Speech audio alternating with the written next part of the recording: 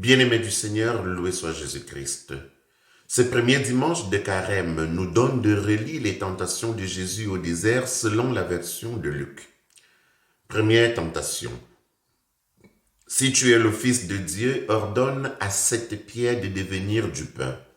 Il ne s'agit pas simplement d'assouvir sa faim avec du pain, mais il s'agit d'utiliser la puissance de Dieu pour son avantage, pour son intérêt personnel. Il s'agit de se servir du miracle pour résoudre ses problèmes propres, les problèmes propres de l'homme.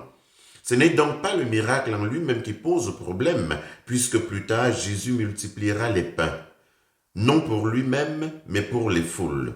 Il n'a jamais utilisé sa condition de fils de Dieu pour son compte personnel, même pas pour se sauver de la croix comme le raillaient les notables et les soldats. Il a sauvé les autres, qu'il se sauve donc lui-même maintenant.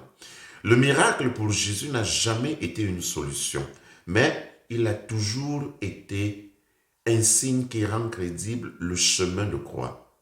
Deuxième tentation. Je te donnerai tout ce pouvoir et la gloire de ces royaumes, car cela m'a été remis et je le donne à qui je veux. Toi donc, si tu te prosternes devant moi, tu auras tout cela.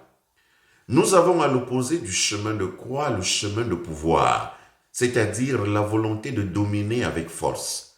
Certains trouvent ce deuxième chemin efficace pour solutionner les problèmes avec l'illusion de se maintenir dans la justice. Ceux des milieux religieux prétendent même que c'est pour la gloire de Dieu qu'ils exerceraient le pouvoir de domination.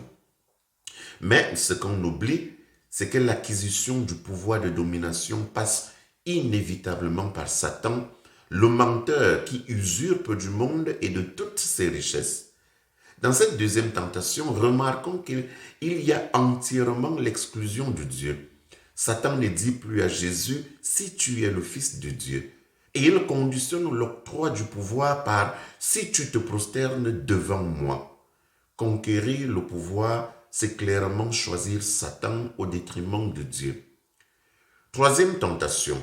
Si tu es le Fils de Dieu, d'ici, jette-toi en bas. Dans cette deuxième tentation, c'est la toute-puissance de Dieu qui est mise à l'épreuve. Mieux, la promesse de Dieu est mise en doute et requiert une preuve. Je dirais même que c'est une tentation qui dit subtilement que Dieu pourrait être menteur. C'est ce qui arrive toujours quand on demande des preuves à Dieu. Le fait de se jeter du temple, en réalité, contribue à la vantardise de l'homme, sans révéler pour autant la véritable identité de Dieu. Chaque réponse de Jésus est assortie d'une référence à la Sainte Écriture. Même le diable va citer la parole de Dieu à la troisième tentation. Les tentations proviennent du diable, du monde, de l'extérieur, mais peuvent trouver appui et justification sur une fausse et mauvaise interprétation de la Bible. C'est cette dernière forme de tentation qui a pignon sur rue de nos jours. Et pourtant, Pierre nous met en garde contre une mauvaise interprétation de la Bible. On y trouve des textes difficiles à comprendre, que torturent des gens sans instruction et sans solidité, comme ils le font pour le reste des Écritures. Cela les mène à leur propre perdition.